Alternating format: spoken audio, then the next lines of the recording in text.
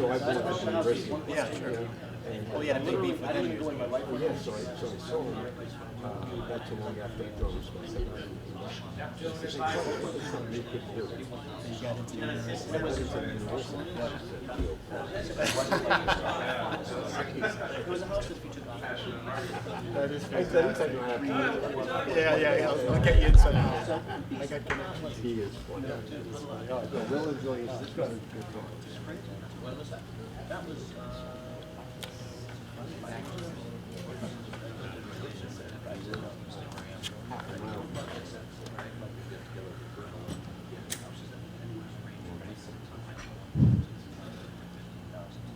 The last several years have seen the decline of a marketing era marked by the reign of the 30-second television spot and the ad firms that touted them. The average return on a dollar spent on such traditional outbound marketing is now often costing businesses more money than being spent. Effective marketing is shifting from outbound to inbound, from push to pull, and from qualitative to quantitative. It is no longer enough to craft one-size-fits-all marketing campaigns and broadcast them to a broad target market confident of their results. Businesses now must work harder than ever to identify their potential customer base and market to them in ways that have impact and produce results. Gone are the days of marketing being left to a department to handle, or left to a creative agency interested in winning awards versus winning business. As a seasoned marketer who has managed multi-million-dollar marketing budgets and whose team is leading the marketing efforts of 25-plus companies, Chris is here today to share his in-the-trenches experiences, and in the process let you know what is working and not working in today's rapidly changing marketing environment. Please help me in welcoming the founder and CEO of Tribal Vision and the author of Market Smarter, Chris Cianci. Chris. Thanks, everybody. I want to thank you, Fred, for having me, and really appreciate the opportunity. I love opportunities like this just to somewhat try and spread the word on really what's happening out there that I see in the trenches with marketing today. So it's not going to be at all about me. It's going to be about hopefully giving you some practical insights into what I'm seeing every day with our client base. As Fred said, we have between 25 and 30 clients at any one time, whether they're venture-backed startups or whether they're $50 million companies that don't have existing marketing departments. Every day our job is really to help them generate business. And that can take on many forms. So I'm thinking at first what I want to do is I'm just going to give you a broad overview of really where marketing is today that I see in the trenches. And then from there I want to try and leave you with just some practical nuggets of really what is working out there and what can be done to try and bring your marketing efforts to the next level. And again, this is the type of presentation where if you want to raise your hand and stop me and ask a question, I'm certainly more than happy to have a conversation, more so than just me presenting. So if anything strikes a nerve, feel free to raise your hand and we can talk about that. Okay? So I thought to first just start out with some key stats for everyone to take a look at in the room, because you're probably wondering, okay, we've got a marketing guy up here, and marketing really hasn't worked out that well for us in the past. We oftentimes deal with companies that ultimately think marketing is about a tagline or a logo or a brochure or coming up with nicer lipstick on materials. And while that's important, marketing has changed pretty dramatically over the last 10 years, and really marketing serves a very different function. So if you just take a look at some very quick stats, you can see, again, you might not be surprised by this, right? 18% of television advertising campaigns generate a positive return on investment. And these are stats from whether it be McKinsey or Marketing Sherpa, Marketing Profs, Accenture. So these are some pretty trusted stats at this point. 18%. 54 cents is the average return on sales for every $1 spent on outbound marketing. And what I mean by outbound marketing is your typical interruption-based marketing of cold calling. And again, trying to interrupt someone with a message, whether that's through television or radio or a calling campaign. But this is interesting, 40% of chief marketing officers feel unprepared to meet consumer expectations about marketing in the future. The marketing is changing at such a rapid pace at this point. The average CMO tenure of a company at this point, of a Fortune 1000 company, is less than 3 years. 7% of companies have achieved leading edge performance with digital marketing, only 7%. This is interesting. 4% of leads are generated through social media channels compared to other sources. 4%. Not 54%, but 4%. Okay, so I always go into organizations and all they want to talk about is social media, and 80% of our business is B2B, not B2C. And I first just start by asking why. Why are you even focusing on Facebook right now when you're a manufacturer? It's going to do nothing for you. You're going to look at me in 6 months and say, I just spent a lot of money on you for nothing. Okay, social media is very important, but we have to leverage it properly. So that's an interesting stat. 79% of marketing leads are never converted into sales due to poor lead nurturing. Okay, so oftentimes, again, we find that in organizations, marketing might be bringing in a lead, but ultimately if there's nothing following through, and I'm not even just talking about pointing a finger at a sales force, it's easy for a marketer to do, but there's not even any marketing follow-up systems in place and drip marketing campaigns in place to make sure that something happens with that lead properly, and a conversation continues to happen with that lead. So, marketing is broken. I wrote a book called Market Smarter. I was first going to call it Marketing is Broken. That's really why I started this company, Tribal Vision. I saw that, I at one point managed a $15 million marketing budget, and a lot of my marketing efforts with ad agencies and marketing firms didn't return much. There's got to be a better way. So ultimately, I then wrote a book called Market Smarter to start thinking about how organizations actually can be marketing, where a CMO could actually be at the big boy table instead of, oh, he's the person that does brochures and some things that aren't working out for us. So I'd like to just start with just redefining marketing the way that I see it, which is then going to turn into a section just on lead generation, in terms of what we're doing out there in the field today that's actually helping companies generate more business. And that's sort of more of the practical piece of this presentation. But at first, I just wanted to give a broad overview really of how all of us in the room, or at least I, along with the business owners I work with, are trying to redefine really what marketing is today. So I first thought, why don't we start by just defining what marketing is not? And then we can then start thinking through what it is. These might sound basic, but these to me are the tenets of making sure that we get things right if we're going to be successful in marketing. Number one, it's not easy. Okay, so any business owner who thinks that, well, I haven't done marketing because I've waited 3 months and I haven't generated a lot of leads from that, I don't know what my ROI is on that. Just realize that you're probably not taking the right approach to marketing. It's something that's it is gradual. And I'm going to be the first to say that. If someone thinks they're going to get results overnight and views this as an expense versus an investment, it's probably not going to be a good relationship. The other reason it's not easy is today it's no longer Walter Cronkite. Okay, what I mean by that is it's no longer, why don't we just be Mad Men, right? No offense, right? But the show Mad Men, where ultimately we're putting on a television spot, broadcasting it through to the mass media through Walter Cronkite on CBS News, and we've done our marketing. There are thousands of communities and thousands of slivers out there right now of niche users for you or customers that you're going to now have to find. So marketing is no longer easy where my 8-year-old son can place a media buy and look smart generating business for companies. It's not a tactic. So what we found also is business owners that are viewing marketing as, okay, well, I just want to start doing Facebook. Why? I'm not sure, but I know that my peers are doing this and I need to do it. Or I need to do X or Y without really taking a step back and putting a marketing strategy together. Marketing is broken to them because that's never going to work. So it's no longer just a tactic. It's no longer, like I said, a media buy as an example. It's not a catchy idea.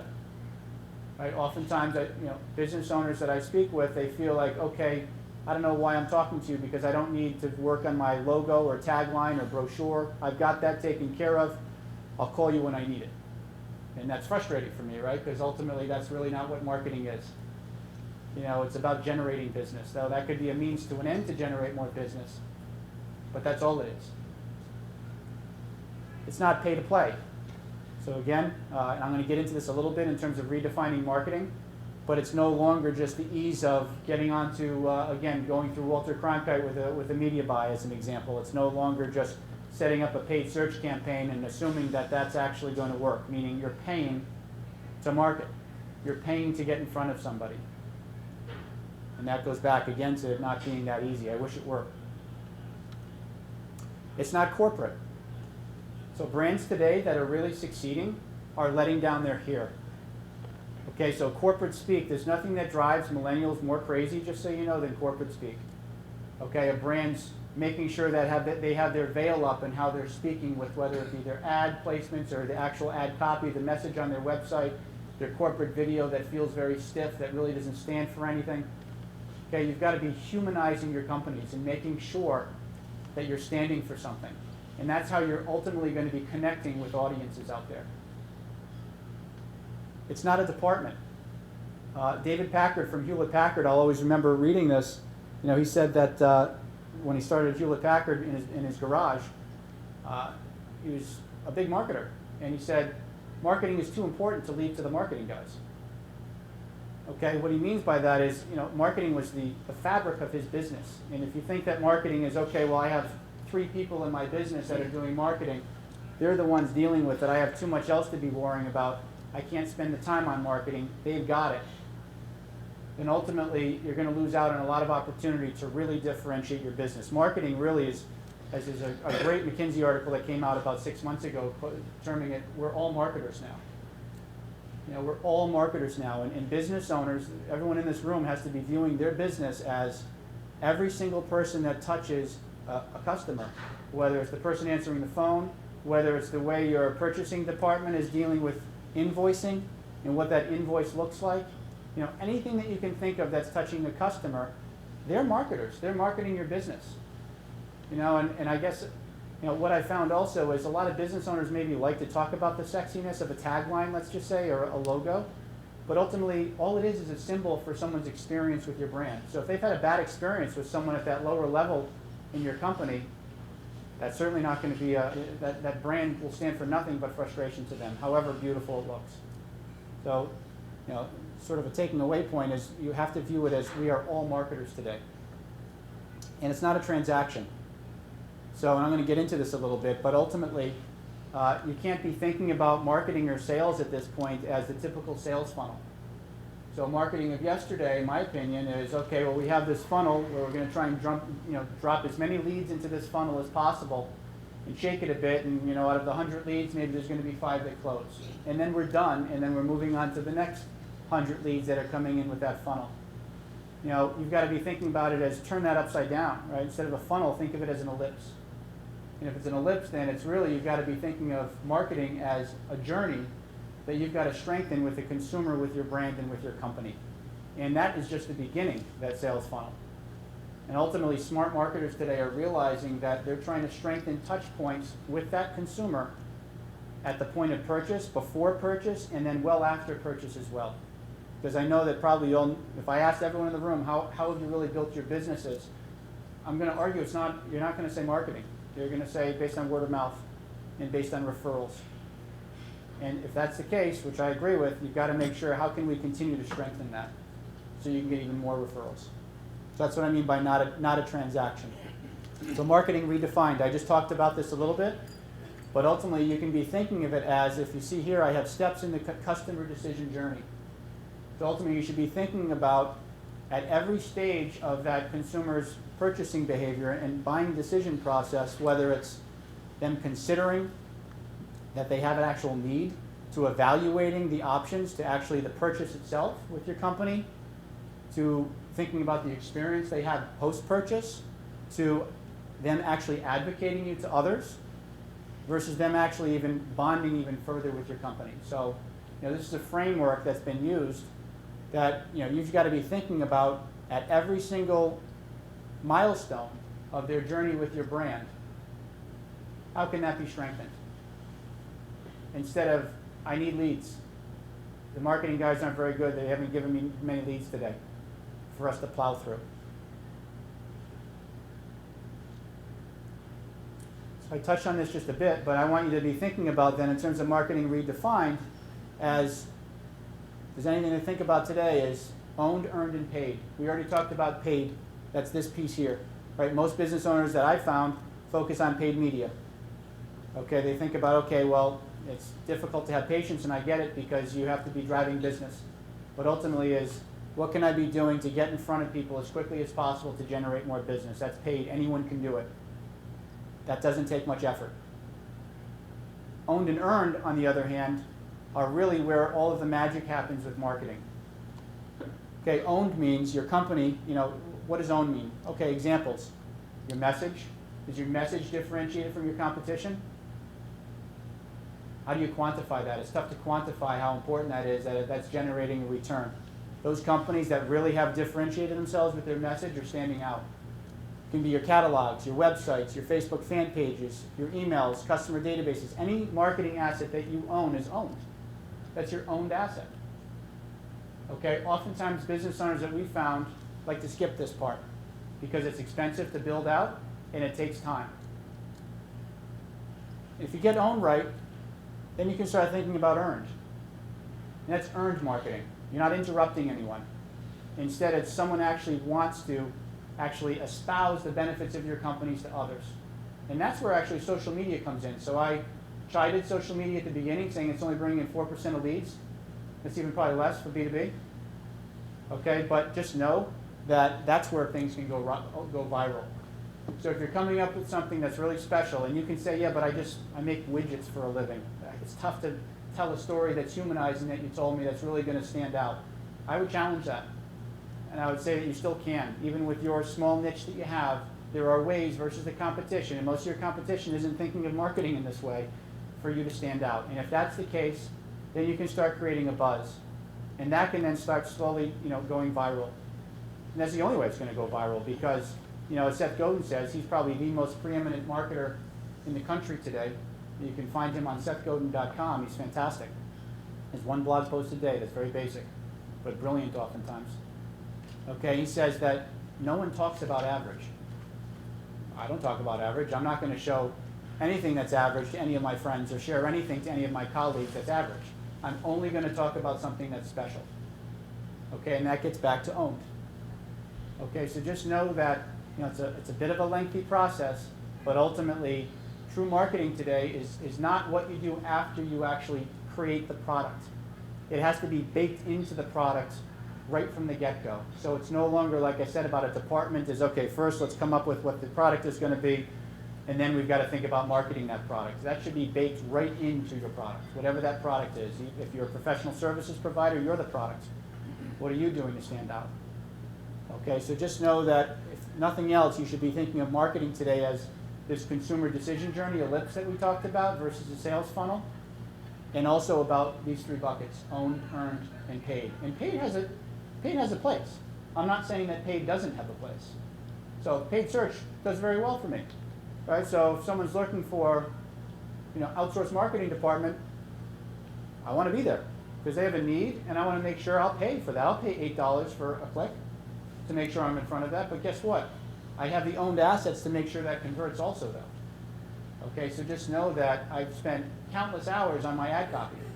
And I do A/B testing of all my ad copy and paid search campaigns to see what's working and what's not, even if it's just a word.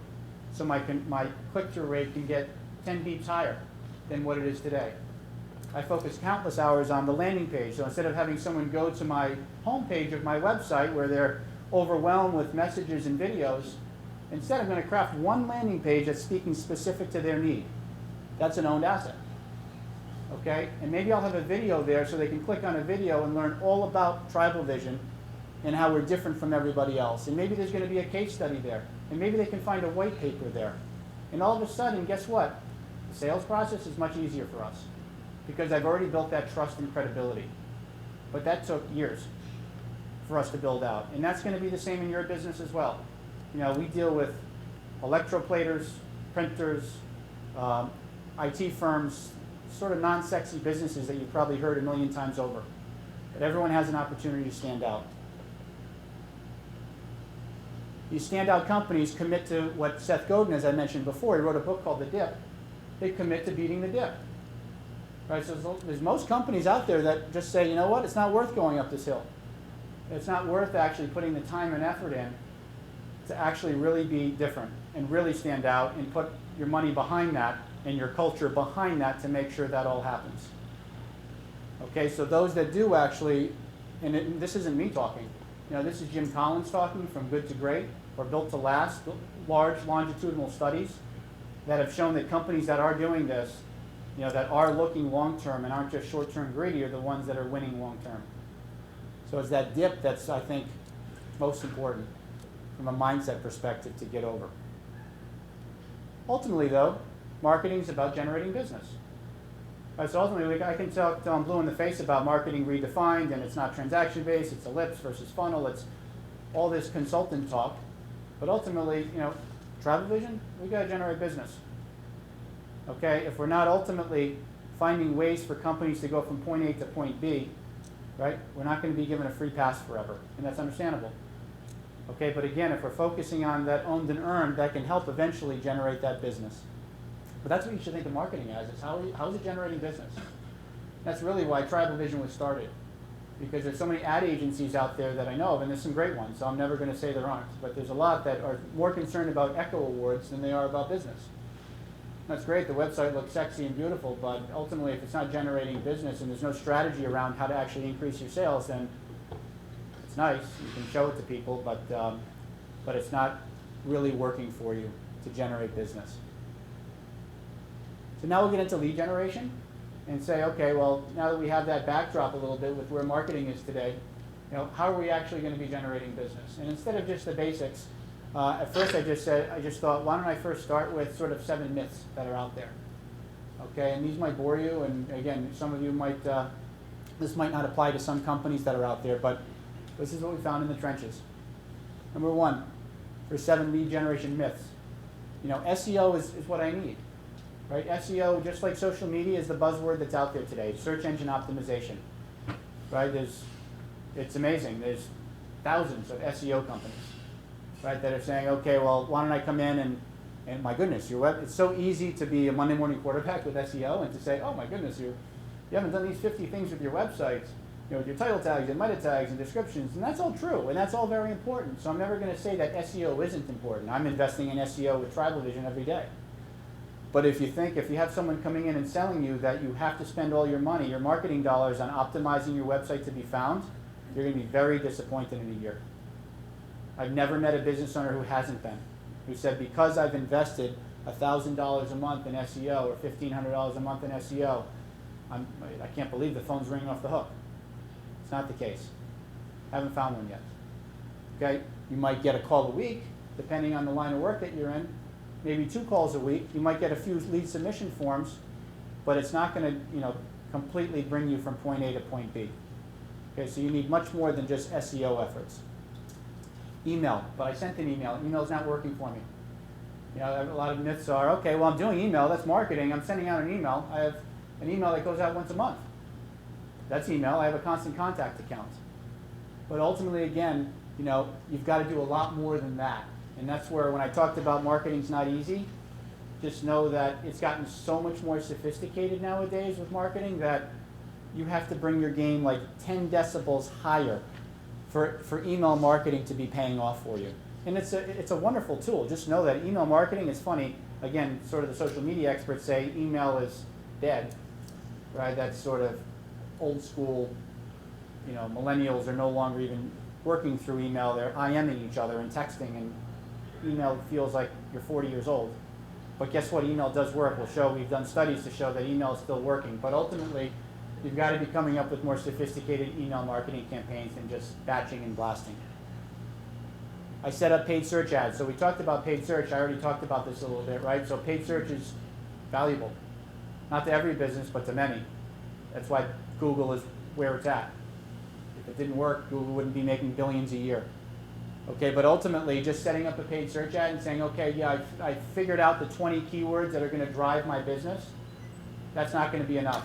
It can help, don't get me wrong. I think you can generate your business sort of doing it that way, but you've got to get a lot more sophisticated with your paid search for you to actually make sure you're converting business. Next, we've talked about a bit, I have to be on social media. I challenge that and say, maybe LinkedIn, if you're B2B, you have to be on Pinterest. Maybe if you're on B2B in some things actually, right? Not all. Facebook? I don't think so. And if you do, that's the 10th thing that you should be doing on your list. There's probably 9 other things you should be doing first before thinking about it. Okay, so just know that don't have to be on social media, and that completely goes against probably any marketer that's going to get up here talking right now. But again, we're not around too long in companies if we're not generating business. And if we're going to be recommending social media, if it's not generating business, we'll probably have 6 months to live. Our lists are bad. So oftentimes companies say, okay, well, oh no, we're doing that. You know, we just purchased a list. It's not very good. It's not working.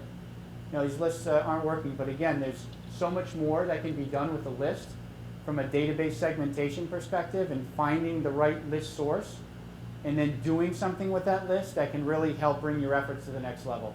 So just know that it's not just about the list. The list is just the beginning if you're thinking about starting to call on lists. Traditional media is dead. So I just railed on traditional media when I first started, right, saying that paid is just not the way to go, and television and radio are lazy, and you've got to get a lot more sophisticated with what you're doing. But I'll also tell you it's not dead. I'll also tell you that, you know, television has come down where rates on a TV spot, 30-second TV spot, have come down by half in the last 5 years because they are in trouble. Newspapers are in trouble, right? Most of them are losing money and trying to figure out paywall business models to try and start making some money. There's wonderful opportunity there, okay, if you can start placing media at 50 cents on the dollar. And that is the case, and I think it's going to continue to be the case. So we've worked with a lot of clients. We're replacing some pretty sophisticated ads for them in ways where we never thought we could negotiate down to a level where it actually makes sense now for us to be using traditional media still. And lastly, cold calling is ineffective. Again, that's traditional media where you say you're contradicting yourself, Chris. You just said the days of outbound marketing are over. They are. But just realize that you can then completely get much more, again, sophisticated with your outbound calling efforts to make sure that they're backed up with substance. So at Tribal Vision, cold calling works for us. Why? Because we're not just batching and blasting. You know, for us, for example, we're finding opportunities where there's someone who has a marketing need in a job board at theladders.com, okay, or at other sites like Indeed or Simply Hired, where there's a marketing need. And we're not just saying, okay, Mr. Telemarketer, just call away. I mean, we had a whole marketing strategy just around this to try and make sure we're maximizing our outbound calling efforts with assets that are following that up. And it's worked well for us.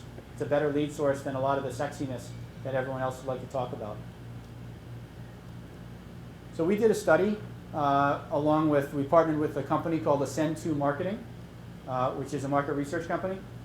And ultimately, I think it was with over 450 marketing professionals, the study was done just to see, okay, B2B and B2C, what is working out there today? So I can tell you my experience with the 25, 30 companies we're currently working with, but there's a lot more companies out there. It's maybe a small source of information. So of these 450 marketers, you know, you can see then B2B is in red, B2C is in black. You know, what actually are their top lead sources? So as you can see, email marketing is still king with 58%. Content creation, which I haven't talked about, but just know content creation is, again, I talked about it a little bit, it's about coming up with great content. It's about white papers, it's about case studies, it's about lunch and learns, it's about webinars, it's about thought leadership. That's what marketing is today, is thought leadership. Okay, so someone actually wants to work with you. They're not bothered by your interruption. Okay, content creation is huge. There's entire departments of firms out there today that just have copywriters. And all they're doing is curating and developing good content every day. And that's something new. In the last 10 years, that's really happened. You'd never think a marketing department, half of a marketing department is PR and content, but it is today. Lead management, what lead management means is, again, as I mentioned a little bit before, you have a lead come in, what do you do with that lead? So after you're done with the trade show, is it just, okay, I have the business cards and we're going to just do outbound calling and that's it? Or is there customer relationship management software that you're putting into place? And it doesn't have to be Salesforce.com, which is a Cadillac. It can be free. It can be Zoho. It can be a lot of others that are very inexpensive nowadays. Okay, that you can completely put in place so that you have process and you have detail to make sure that these leads are maximized when they're coming in. And most organizations, even at $30, $40, $50 million, don't have this in place the way that they should. And again, we can go on and on about this, but I thought this was a nice slide to share. So ultimately, there's two paths to generate new business. There's prospecting and there's retention. So the two ways that an organization can grow from point A to point B. Right? Find someone new or get more from someone that you have.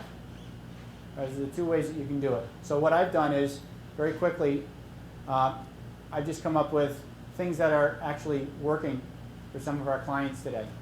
Okay, that isn't just a typical, email or something that's very basic. It's, okay, what's out there that actually can be moving the needle? So we'll first start with prospecting tactics that dig beneath the surface. Number one is social media outreach. So again, I know that we've talked about Facebook and everything that everyone loves to talk about, but the way that we're actually leveraging social media, both for our own firm and for some clients, is actually saying, okay, well, it's a wonderful opportunity to try and find key thought leaders that are out there and key influencers that are out there. Now imagine if you can find for your company, one person that has a Twitter handle where they have 5,000 followers. So all they have to do is tweet about you once. And from there, it's then going to 5,000 people. And they're an authority because if they have something like 5,000 people following them, trust me, they're viewed as a thought leader. Okay? This happens. There's a company that we helped get into Whole Foods just for this reason. Whole Foods didn't want to look at them at all. They said, okay, well, why should we carry your products? There's no groundswell. There's nothing right now in the marketplace for people demanding your product. So the way that we leverage social media is to say, okay, let's find, it was a product called Chef Set. You'll find it in Whole Foods now. That ultimately is a healthy alternative to just a microwavable meal. And ultimately what we did was said, okay, why don't we find every key blogger that's out there in the Cambridge market and in the Northeast. Okay, but first we wanted to start with Cambridge Whole Foods for many reasons. And why don't we make sure that we're introducing our product to them? Offline, not online, offline. Where we had a whole media kit put together, we had Chef Set samples, we put everything together for them to say, take a look at this is something you might be interested in. And this was nothing to do with pay to play that happens out there a lot, like, hey, give me $500 and I'll put a good word in for my followers. That doesn't count, right? They're not going to be around for long. They'll be a shot in the dark or a shot in the pan. So, yeah, of course. How do you know who those influencers are? You said you get somebody who's a key blogger. Yeah. Do you have a tool that goes out and finds out? Well, there's a database called Cision, so you can use what's called Cision, C-I-S-I-O-N, Cision database. And Cision actually, you have to pay for that, okay? But ultimately, a Cision database will provide you with not just offline publications and who those contacts are from a PR perspective, but also a lot of online contacts as well. But in addition to that, we also are doing the heavy lifting work, right? To say, okay, why don't we then start doing our own due diligence and research and finding those that are out there? And it's just blue-collar hard work of going out there, having someone young who's just out of college where they know that space better than anyone and doing that hard work. And ultimately, we came up with 50 bloggers that were really influencers. But it wasn't just, okay, now let's just throw something at the bloggers and hopefully they'll listen. It's coming up with that entire strategy to make sure that we've gotten their attention. Once we've gotten their attention, even offline, where why don't you come in and we'll do a cooking demonstration on this for you, okay, and provide you with some of that offline product. And that's what we did. We put cooking demonstrations on. We partnered with a celebrity chef up in Cambridge that a lot of people knew, so it made my life a lot easier, right, where they actually wanted to come. And long story short, that was part of our strategy. We did that for bloggers. We did that for Twitter. We did that for other key influencers through LinkedIn that we found that we thought were really potentially very important pieces of a demographic to actually be early adopters that this could then spread from. And by leveraging that, I'm not going to raise my hand and say that's the only reason, but it was a big reason why Whole Foods then said yes. We've heard a lot of people coming to our stores wondering where this is, what this is, why we don't have it, and ultimately, won that business. So that's just an example, but that's social media to me. It's sort of the non-sexy piece of things. It's hard work that you can completely leverage in ways that's very different than just putting up a Facebook page and posting on Facebook. That's going to do nothing for this example, right? It's not. So does that answer your question, Kevin? So that's one example. That's why when I'm saying in the trenches, this is what we mean about in the trenches. Media buying. I don't want to spend this much time on every one because I know, what time do we have? I want to make sure I'm not, 10 minutes. So just know media buying, again, there's media buying and then there's media buying, right? So most companies that we go into and we then ask questions like what's your AQH or what's your CPP or what's certain pieces of media buying that's scientific, that's extremely important, they don't know the answer to. And so there's a whole science behind buying media properly. And because we have leverage today, because, like I've said, traditional media is they're hurting, we can hold TV stations to the fire, right, to make sure that we are getting what we want. Maybe we don't want run of site and run of network where we're in at 12 o'clock at night. But it's that, again, not easy work, hard work of figuring out, when you should be on these types of media channels and what questions you should be asking. Email marketing, again, I've already talked about that, so I'll skip that. Again, I'll give you one example, though, in terms of email marketing. So someone comes onto your website, you should make sure that you have, if nothing else, a drip email marketing campaign that takes place. Right, so as long as they're filling something out, and as long as you have a strong enough owned asset where they're going to want to fill something out, you then have captured their email. And once you've captured, and there's a whole strategy on how to even capture their email. And once you've captured their email, then you have to make sure you're putting drip emails together, every week, once every 2 weeks, whatever it might be. You can come up with that outreach strategy to make sure you're staying top of mind with them, because they might just be browsing them. We went back to that consumer decision journey. Maybe they're not ready to buy at this point. But if you're staying top of mind in an automated way, it's going to be a lot easier when that need really does arise for them to pull the trigger for you to be in front of them.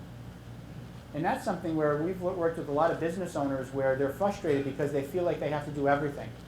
I don't have time to do all of it. I don't have time to always be in front of prospects. Well, marketing actually can help from an automated standpoint to make sure that these type of campaigns are happening where they will actually think about you and your organization without you actually having to do any work.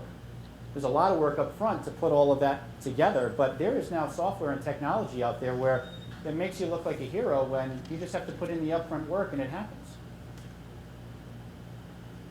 Again, and event management is another example. Again, there's an entire event strategy that you should be thinking about putting together if you're going to trade shows. And I'm not even just talking about trade shows as events, right? That's one example. I'm putting on lunch and learns for Tribal Vision. And I'm not just putting on a lunch and learn where it's, okay, why don't we all just reach out through our LinkedIn networks and hope people come. There's hard work involved in organizing and targeting an event properly to make sure that we have a room filled like this. So, the last event we did, we had over 20 people at the event, 20 business, owners, decision makers. And there was a whole process, and they didn't know us. There's a whole process involved to make sure that that happened. And then after the fact, what are we doing to make sure that we stay in front of them without bothering them, without selling them, right? But making sure that we're staying in front of them. So event management is much more than showing up to an event and saying it really didn't work out, I got 5 good business cards. Paid search, I'll just say this very quickly, what we're doing right now, both for ourselves and other clients for paid search, like I had mentioned, is you've got to do rigorous research at first on keyword selection. So if you're in a business, again, that's, again, I'll use my business since it's top of mind with me. So for my business, I don't just have 50 keywords, outsourced marketing department, virtual marketing department. I have 2,500 keywords.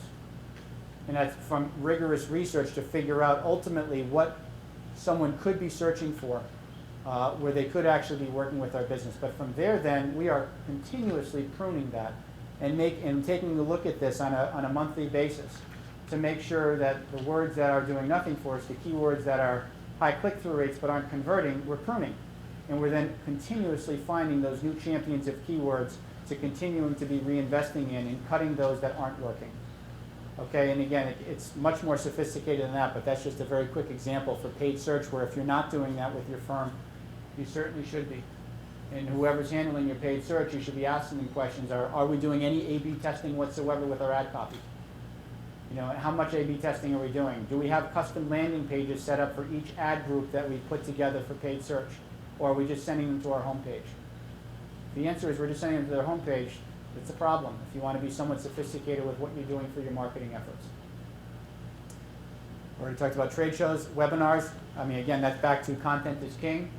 Webinars, and again, even if you're in manufacturing, we're dealing with a jewelry manufacturer right now, very large. They're a gorilla in their space in Rhode Island. And we're starting to now put together webinars to educate their own buyers as to what's going on in the jewelry industry, which is value add, which is relevant, which is another reason for them to be able to get in front of a prospect where the prospect doesn't think they're just going to be sold. Again, back to the thought leadership piece. So webinars is another important piece that we're working on for a lot of clients right now. And lastly, LinkedIn outreach. I'll leave with this. LinkedIn, again, is, for my opinion, that's where we should be focusing most of our attention if we're talking social media. It starts with your asset. Remember, owned, earned, and paid. It starts with making sure that you have a built-out company LinkedIn page. In my opinion, it's your second website, right? Because you should have a chicklet off of your website where someone then, if they're really interested in you, especially if you're a professional services company, they're going to want to get under the hood and find who's there and what their skill set is and, you know, their expertise. You know, so you should be fully building out a LinkedIn presence, number one, but that's just sort of the admittance for the game, right? That's just, if you don't have that, then you're really, really far behind right now, okay? Especially with younger decision makers, 20-somethings and 30-somethings, they live on LinkedIn. Okay, that's how they're making a lot of decisions, is through LinkedIn. So number one, you've got to have a LinkedIn presence. Number two, though, what can we be doing through LinkedIn to actually outreach to those that we want to speak with? Because the goal is you want to get as many hits in the batter's box as possible, right, for you to try and close business. That's what this is about. So as long as you have that credible asset already in place, what can you be doing then to outreach to those that you want to speak with? You can do it through emails, right? Just like you have an email where you can email someone. You know, there are statistics showing that for email, a business owner is more than 10 times more likely to open up an email through LinkedIn versus an email. And that makes sense, right? Because I don't get many emails every day.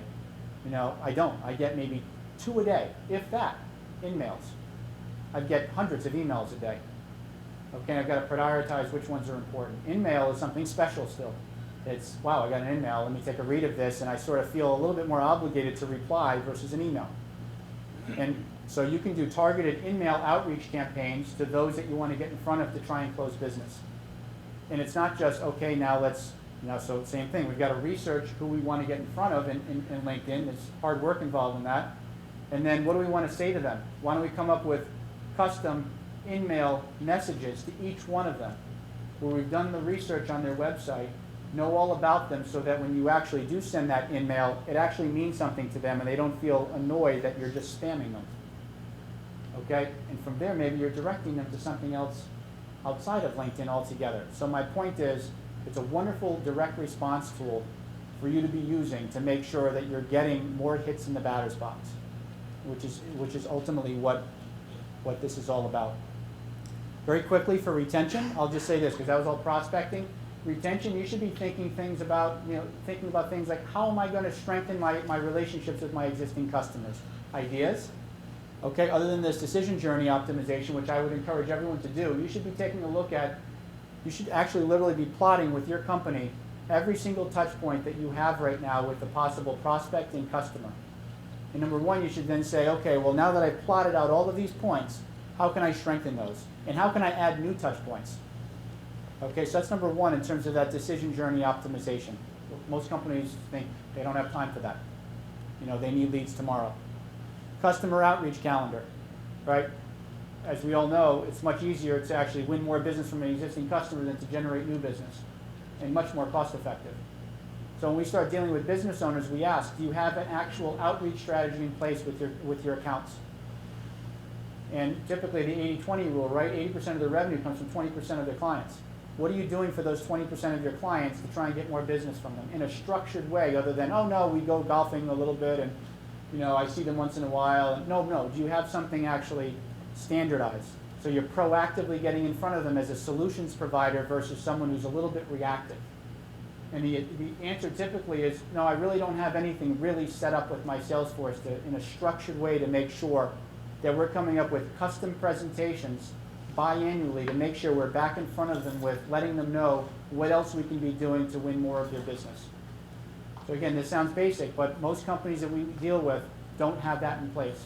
And those that are actually using that now and actually have an outreach calendar in place, they're winning more business in those ways. Database segmentation. So you might have already on your list, okay, I know who my A clients are, my B clients, and my C clients. But what about the other dimension of, okay, you have A's, B's, and C's, but what about 1, 2, 3s, and 4s? A 1 is someone you have all their business. A 4 is someone you have very, very little of their business, you could get a ton more from. You've got to make sure you're still staying in contact with the ones to make sure they don't make you a 2 or a 3. But what are you doing with, have you identified those 2s and 3s, and what are you doing to reach out to those 2s and 3s? And lastly, I'll just give one more example of a customer advisory board. So do you actually have a customer advisory board that you're setting up for your company where your customers, your key customers are actually more involved in your company, more involved in the product planning process, more involved in new product launches? And what we found with companies that are actually engaging more with these formalized customer advisory boards, they're certainly strengthening relationships, and they're coming up with many more innovative products as well.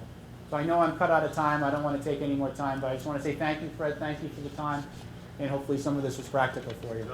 So thank you. Oh, great. Great. Great. Well, thank you very much. Thank you again, everybody. Okay, that's it for our program today. I want to thank you for coming here. Have a great summer, and we'll see you on Thursday, September 26th. Guys, thank you. Good to meet you. Yes.